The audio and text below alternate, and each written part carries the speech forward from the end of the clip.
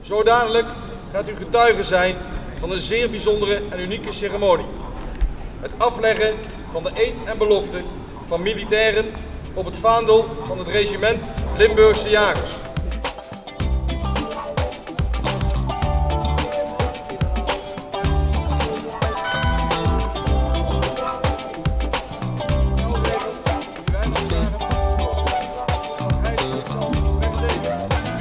Bovenal belooft hij echter dat hij zijn kameraden onder alle omstandigheden op hem kunnen rekenen.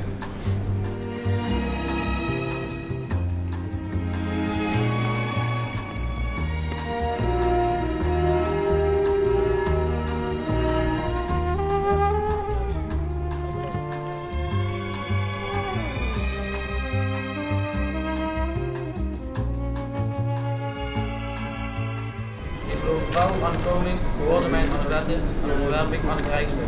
Dat beloof ik.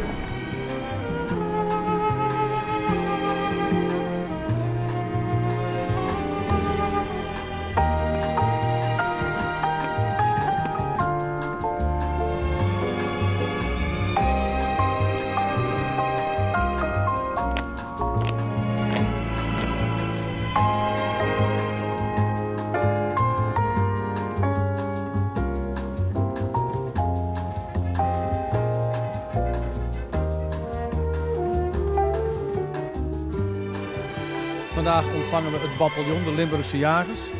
56 mensen die beëdigd zijn. En tevens hier op de markt een prachtige plaquette gekregen van het feit dat we 50 jaar al in verbondenheid dat doen. En als je ziet wat er nu gebeurt, de afmars van de militairen, hartstikke trots dat we als stad deze beëdiging mogen ontvangen.